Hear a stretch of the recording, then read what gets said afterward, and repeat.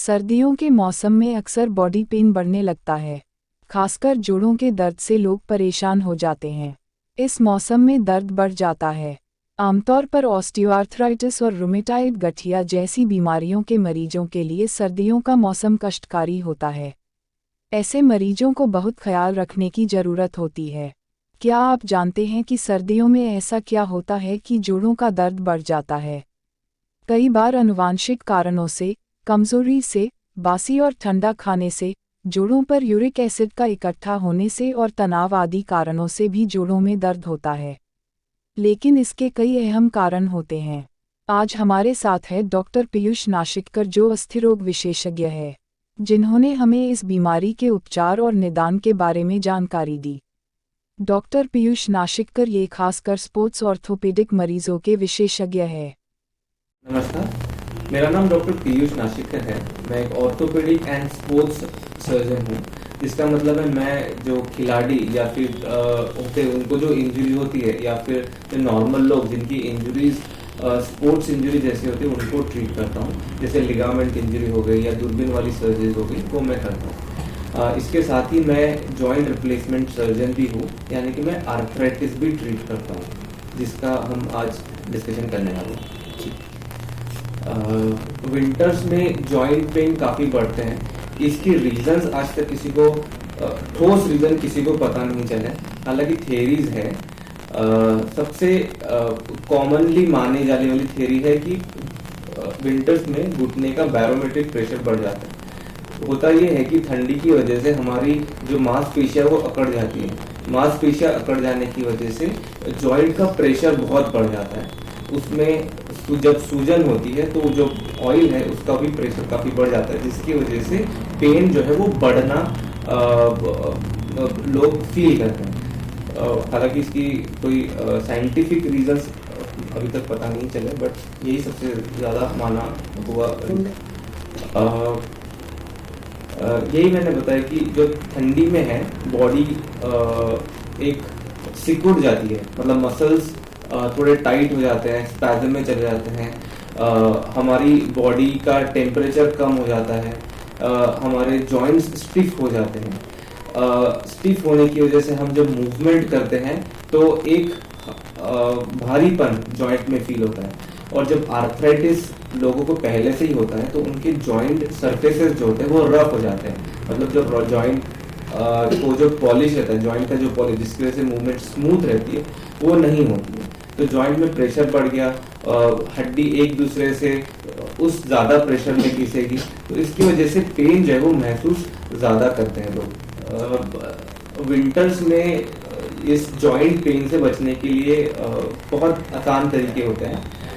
सबसे पहला तरीका मतलब हम बोलते हैं कि फिजिकली एक्टिव रहो, या फिर कीप मूविंग, जिसको हम बोलते हैं कि अगर हम मूवमेंट ज़्यादा करेंगे तो हमारी मांसपेशियां का एक्टिविटी होता रहेगा, जिसकी वजह से जो बॉडी का जो जॉइंट में जो ऑयल रहता है उसका सर्कुलेशन अच्छे से होता रहेगा, जिसकी वजह से जॉइंट अच्छे से लुब्रिकेट रहेगा और जॉइंट पेन जो है वो कम रहेगा। दूसरी सलाह जो मैं देता हूँ वो ये है कि ठंड काले में जनरली हमारा वजन थोड़ा बढ़ जाता है।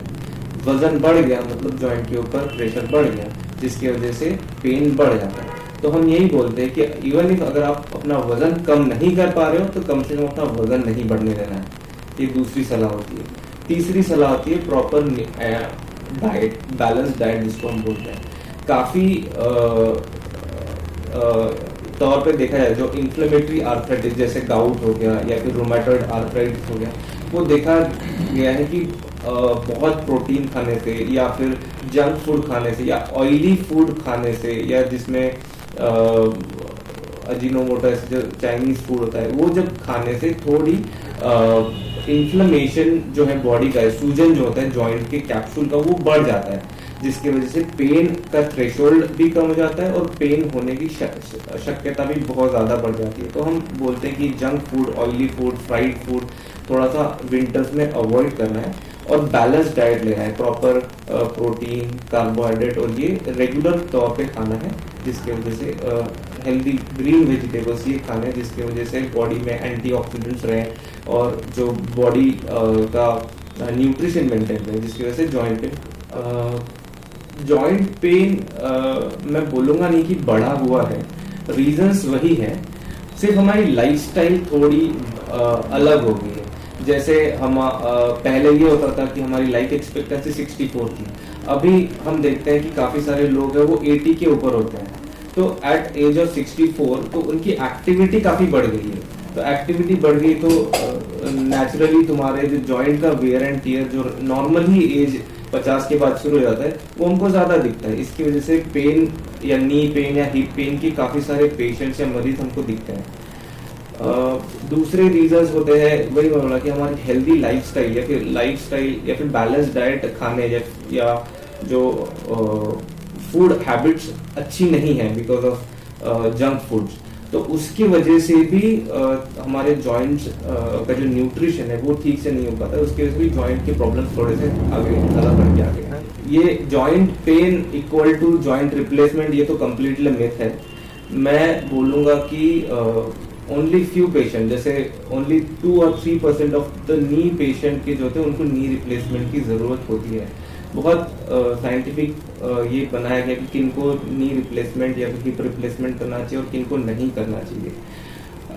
अभी तो काफ़ी तकनीकें ऐसी आ गई है जिसको हम जॉइंट प्रिजर्वेशन सर्जरीज बोलते हैं, जिसमें हम अगर जॉइंट आर्थराइटिस एकदम एडवांस स्टेज में नहीं हो तो भी हम ऐसी सर्जरीज करके, जो जॉइंट प्रिजर्वेशन सर्जरीज करके उनका आर्थराइटिस वहीं पे रोक सकते हैं, ताकि हम जॉइंट रिप्लेसमेंट की सर्जरी ही ना लगे। देखो, हम बोलते हैं कि हम पेशेंट को ट्रीट करते हैं ना कि एक्सरे की, क्योंकि जब पेशेंट मेरे पास आता है उनको आर्थराइटिस हो या ना हो, उनकी मेन कंप्लेन या मेरे पास आने का रीजन होता है पेन।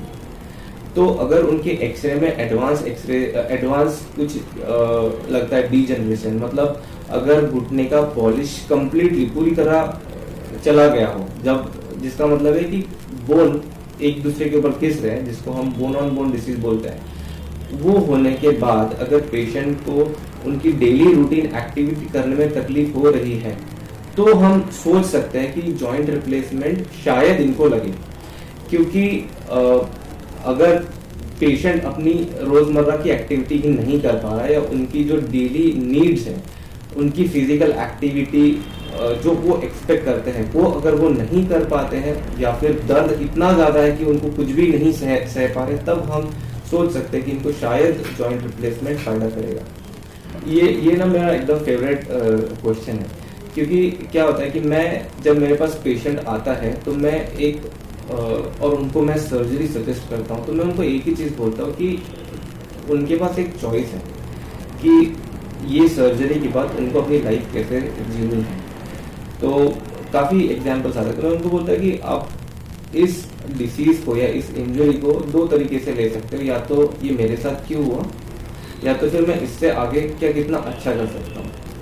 तो होता ये है कि जब हम एक सर्जरी करते हैं, सर्जरी के बाद पेशेंट का रिजल्ट आता है और पेशेंट नी रिप्लेसमेंट के बाद सेम डे खड़ा हो जाता है, तो वो एक बहुत मोटिवेशन की बात आ जाती है पेशेंट के लिए, रिलेटिव्स के लिए, या फिर जो भी लोग देख रहे हैं। दूसरे दिन पेशेंट सीढ़ियाँ चढ़ लेता है, तो जो पेशेंट 5-6 साल से ये बोल रहे हैं कि मैं हमारे 2nd फ्लोर पे अपने बच्चे के रूम में ही नहीं गई बिकॉज मेरे पेन नी में घुटना है, और वो जो सर्जरी के दूसरे दिन या तीसरे दिन सीढ़ी चढ़ के 1 फ्लोर चढ़ के जा रही है, तो वो उनकी जो खुशी होती है वो बहुत बहुत अलग लेवल की होती है।